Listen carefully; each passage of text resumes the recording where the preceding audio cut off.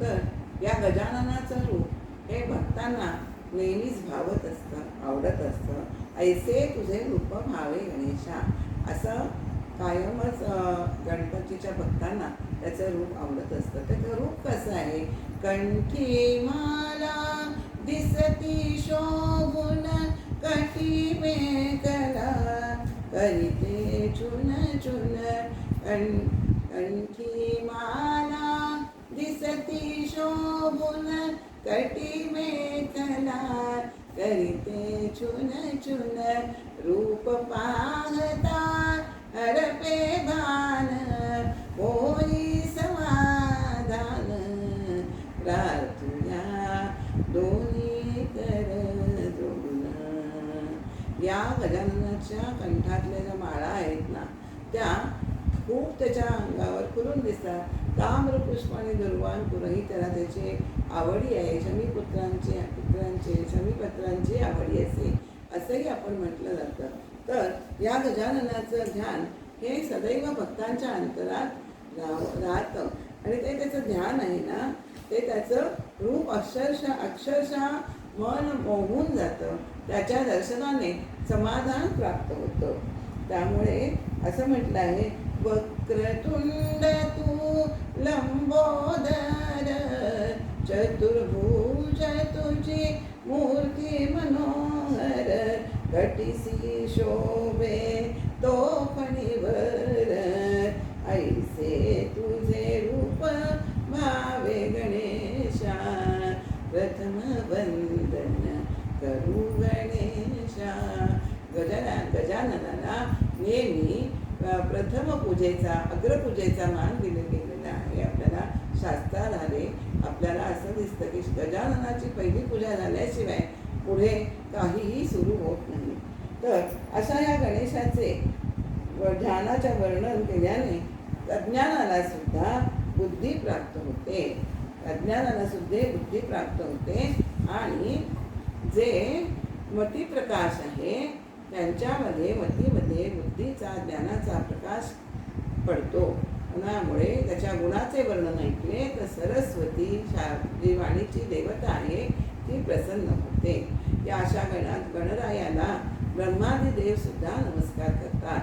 त्यामुळे ज्याला बुद्धीमध्ये आपले बुद्धी तेज व्हावी असे वाटत असेल ना, त्यांनी गणरायाची उपासना करावी, चिंतन करावं, असं ह्या समासातनं समर्थांनी आपल्याला सांगितलेलं आहे. जी माणसं अवलक्षणीय असतात, मूर्ख असतात किंवा अगदी अतिहीन असतात, ती सुद्धा गणपतीच्या चिंतनाने हुशार बनतात आणि सर्व विषयात पारंगत होतात. तर असा हा गणपती मोठा समर्थ आहे बरं का, आणि सर्व इच्छा पूर्ण करणारा आहे. त्यामुळे साधकाला स्वानुभवाचा अर्थ साधून घ्यायचा असेल तर त्यांनी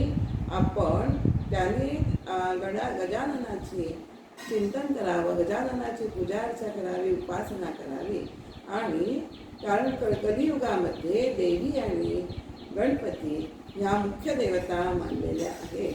आणि समर्थांसारखे परमभक्त किंवा समर्थांसारखे समर्थ ते सुद्धा लिहितात की मी परमार्थाची इच्छा मनी धरून मंगलमूर्तीची माझ्या बुद्धीप्रमाणे स्तुती केलेली आहे. म्हणजे परमार्थाची ज्याला आस लागलेली आहे त्यांनी गजाननाची पूजा अर्चा आणि स्तुती उपासना ही करावी, असं या समासातून आपल्याला सूचित केलेलं आहे.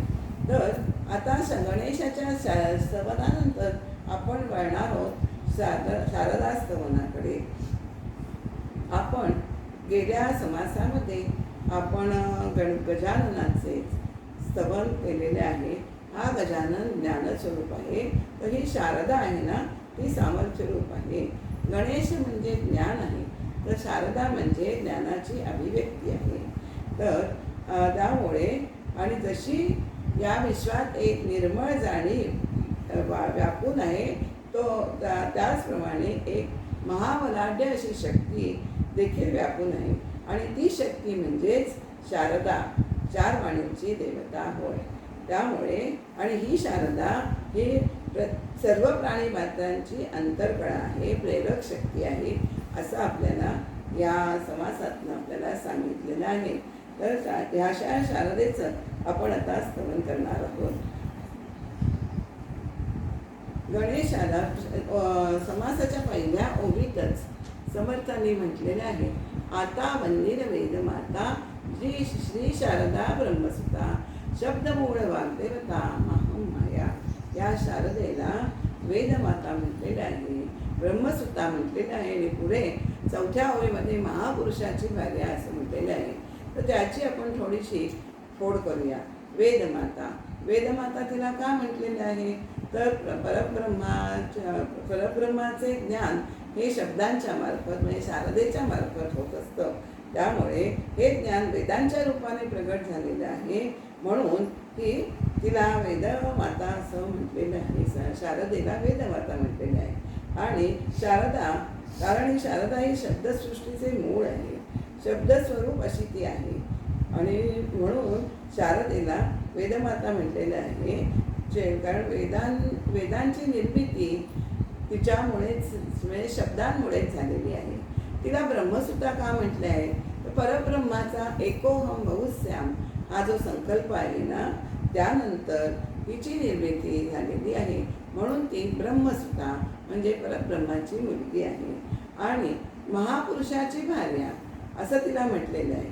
तर परब्रह्माचीच म्हणजे गणेशाची म्हणजे महापुरुषाची ती भार्या म्हणजे पत्नी आहे. त्याच्या बरोबरीने जसं एखादी स्त्री नवऱ्याच्या बरोबरीने खांद्याला खांदा लावून कार्य करत असते ना, तशी ही महापुरुषाची भार्या म्हणजे शारदा ही परब्रह्माच्या खांद्याला खांदा लावून कार्य करत असते. कोणतं कार्य करत असते, ते सृष्टी निर्मिती हा जो विश्वाचा पसारा आहे हे हिचेच कर्तृत्व आहे, ते कार्य करत असते. म्हणून शारदेला वेदमाता म्हटलेलं आहे, नंतर ब्रह्मसुता म्हटलेलं आहे, शब्दमूळ आहे, वाग्देवता आहे आणि महापुरुषाची भार्या असं समर्थांनी पहिल्या 2-4 ओव्यामध्ये तिची अशी विशेषणं सांगितलेली आहे. तिला या शारदेलाच माहम माया, जगदंबा, शारदा देवी अशी ही नावे आहेत. आणि मूळमाया जी आहे ना, ती हा सगळा एखादी कुशल स्त्री कशी हा सगळा पसारा सांभाळते, संसार सांभाळते. कोणाची ती आई असते, कोणाची माता आई असते, कोणाची पत्नी असते, तर कोणाची मुलगी असते. तर सगळ्याची जी नाती आहे स्त्रीची, ही नाती शारदा देवी परब्रह्माच्या अधिष्ठानांवर तीच या तिन्ही स्वरूपात कार्य करताना दिसते. त्यामुळे परब्रह्माच्या अधिष्ठानावर तीच कार्य करताना दिसते, सांभाळताना दिसते. उत्पत्ती स्थिती लय ही तीच घडवून आणत असते. त्या शारदेचे कार्य काय, आदिमाया ही परमात्म्याची अद्भुत शक्ती आहे. त्या विश्वामध्ये जे जे काही घडते ना, ते सर्व तिचं कर्तृत्व आहे. हीच शक्ती घडवून आणते. परब्रह्माचा मगाचाच विषय आला, परब्रह्माचा एकोहम बहुश्याम हा जो संकल्प आहे ना, तो व्यक्त दिशेला आणण्याचं महत् कार्य ही शारदा करत असते. म्हणजेच अव्यक्त अशा ईश्वराला ही शारदा व्यक्त बनवते. जे अव्यक्त पुरुषाची व्यक्ती विस्तारे वाढली इच्छाशक्ती, जे कळीकाळाची नियंती सद्गुरुकृपा. अव्यक्त अशा परब्रह्माला ती व्यक्त बनवते, हे तिचं महत् कार्य आहे. त्या शारदेचं काय आहे, ही शारदा अनंत विश्वे निर्माण करते आणि खेळ खेळावा तशी ही झालेली विश्वे अनंत विश्वे मोडून टाकणे हे तिचा खेळ आहे. म्हणजे तूच मांडसी सर्व पसारा, क्षणात आवरून घेसी सारा, खेळसी ऐसा खेळ खेळसी ऐसा खेळ. असा ती विश्व रचणे आणि विश्व मोडणे असा तिचा खेळ हा अव्याहत चालू असतो. आणि ती विश्व मोडून झाल्यानंतर ती परमात्म स्वरूपी लीन होते. लीन झाल्यामुळे तिचा आपल्याला शोधच घेता येत नाही. कारण पाहायला गेलो तर ती दिसते, म्हणजे तिचं कार्य म्हणजे विश्व पसारा हे सुदृश्य सृष्टी आहे ना, ती आपल्याला दिसते. पण विचाराने ती पाहू गेली तर ती आपल्याला सापडत नाही. ब्रह्मादी देवला ब्रह्मादी देवता, हा विश्वाचा पसारा विस्तार, हा शारदेच्याच कर्तृत्वाचा पसारा आहे. विश्व निर्माण करून त्यामध्ये आढळणारा चैतन्याचा विलास म्हणजेच त्यातील रमणीयता आहे आणि नवनवीन निर्मिती आहे, हे शारदेचे कार्य समजले जाते. आता ह्यातील शारदा म्हणजे काय? शारदेतील 3 अक्षरांची मोड कशी आहे? शा म्हणजे शालीनता, र म्हणजे रमणीयता आणि दा म्हणजे दावकता. अशी शारदा तिन्ही रूपात आपल्याला या वावरताना दिसते. हिच्यामुळेच परमात्म्याचे ज्ञान होते. परमात्मा मानवी जीवनामध्ये ही शारदा परा पश्यंती मध्यमा वैखरी या 4 रूपाने आपल्याला वावरताना आढळते. अंतःकरणात शब्दाचे स्फुरण होऊन परेतून पश्चिमेतून मध्यमेतून शब्दावाटे ती वैखरीत प्रगट होते. हे शारदेचेच कर्तृत्व आहे. त्यामुळे शारदा ही शब्दांचा विचारांना शब्दरूप हे वैखरीमुळे येतं आणि वैखरीमुळेच हा सगळ्या जगताचा व्यापार चाललेला आहे. वैखरीतून शब्द प्रगट होतात, शब्दातून वाक्यातून पानातून ग्रंथ, असे ग्रंथ निर्माण झालेले आहेत. त्यामुळे शारदेचे हे कर्तृत्व अफाट आहे. त्यामुळे हे ज्ञान आपल्याला आध्यात्मिक ज्ञान जे आहे परमात्म्याचं, ते आध्यात्मिक ग्रंथातून, संतालिकांच्या ग्रंथातून आपल्यापर्यंत पोचतं. ते शारदेच्या या कर्तृत्वामुळे. त्यामुळे शारदेचे हे कर्तृत्व अफाट आहे. शारदेमुळे या वेदशास्त्रांना सुद्धा मोठेपणा आलेला आहे. वास्तविक परमात्मस्वरूप हे कल्पनेच्या पलीकडे आहे.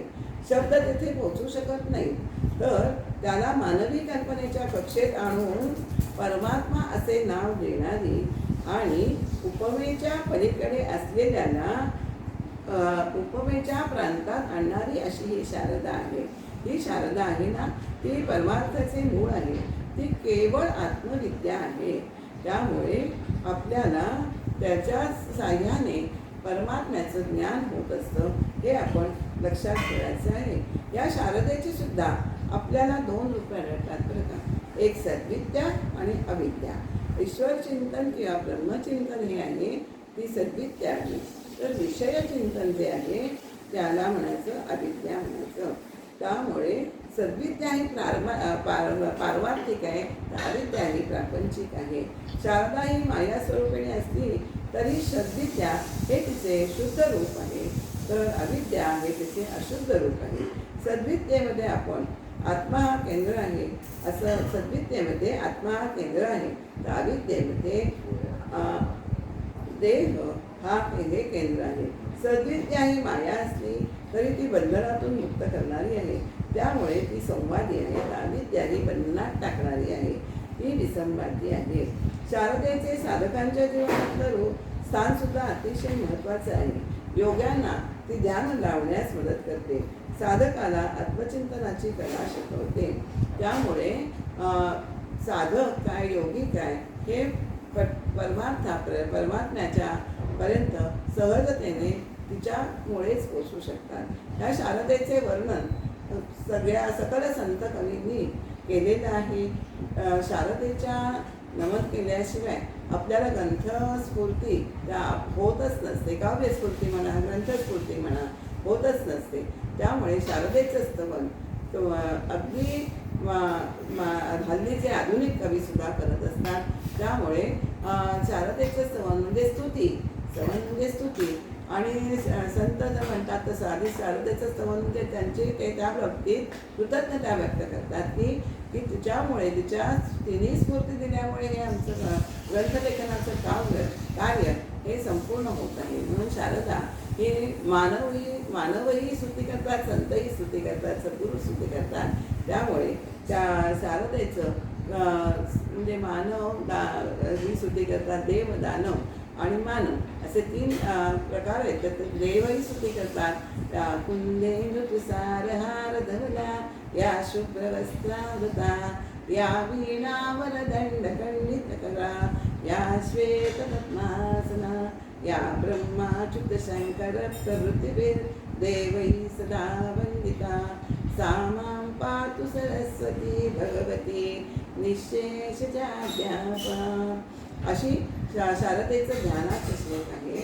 तसं हे सरस्वती नमन तुझ्या पदकमली, हे सरस्वती नमन तुझ्या पदकमली. अशी प्रार्थना आपण शाळेत सरस्वतीची करत असतो, कारण तिच्याच योगाने आपल्याला ज्ञानप्राप्ती होत असते. दसऱ्याला आपण पाटीपूजन करतो, तिथे आपण सरस्वतीची ध्यान रेखाटून तिचं पूजन करतो. कारण का तर ती विद्यादात्री आहे, विद्येचं ज्ञान तिच्यामुळे आपल्याला प्राप्त होतं. त्यामुळे शारदे वरदान दे, शब्द दे तू सूर दे, ज्ञान दे तू भक्ती दे, शारदे वरदान दे. असं हे शारदेचं वरदान लाभलं ना तर कवी काय अत्यंत सुंदर रचना करू शकतात. या शारदेच्या मुळेच आपल्याला भक्तिभाव, भजन, स्तवन ही सारी आपल्याला तिचीच रूपे आहेत असं म्हणावं लागतं. कारण शब्द हे शारदेचं रूप आहे. शब्दमूळ आपण म्हणतो ते शारदेचं रूप आहे. शब्दांशिवाय हे स्तवन करणं सर्वस्वी अशक्य आहे. त्यामुळे या बंधनातून मुक्त करणाऱ्या सद्विद्येची कास धरून आपण हा भवसागर पार करायचा आहे आणि परब्रह्मापर्यंत पोचायचं आहे. जेथून आपण आलो आहोत म्हणजे परब्रह्मापासून आपण आलेलो आहोत तेथेच आपल्याला परत जायचे आहे. आणि हे जेथीचे तेथे घालण्याचे, नेऊन नेण्याचे काम हे फक्त सद्गुरूच करतात. अशा सद्गुरूंचे स्तवन आपण पुढील समासात ऐकणार आहोत. जय जयकार करू शारदेचा आणि या वाणीला आपण विराम देऊया. जय जय शारदा माता, तू विद्येची अससी देवता, शारदा माता. जय जय शारदा माता. ग्रंथारंभी तुझस्तवीती, रचना करण्या देसी स्फूर्ती, शकून प्रार्थी तुझ कृपाधात्री, दर्शन देयता. जय जय शारदा माता. ही शारदा कवींसाठी आणि गायकांसाठी तितकीच महत्त्वाची आहे. त्यामुळे मला शब्द आणि सूर ही तीच देत आहे. कारण गायन ही शारदेच्या हातात आपल्याला सगळ्यांना माहिती आहे, वीणाधारिणी आहे ती. शारदेच्या हातात वीणा आहे, ती संगीताची पण देवता आहे आणि शब्दांची म्हणजे शब्दसुरांची देवता आहे. त्यामुळे या शारदेचं माझ्या जीवनात अनन्य असे स्थान आहे. त्यामुळे तुला वंदन करते, तिचे जय जयकार करते आणि आपण वाणीला विराम देऊया. जय जय रघुवीर समर्थ श्रीराम, जय राम जय जय राम. राजाधिराज प्रभु रामचंद्र महाराज की जय. सद्गुरु श्री समर्थ रामदास स्वामी महाराज की जय. सद्गुरु श्री ब्रह्मचैतन्य स्वामी महाराज की जय. जय जय रघु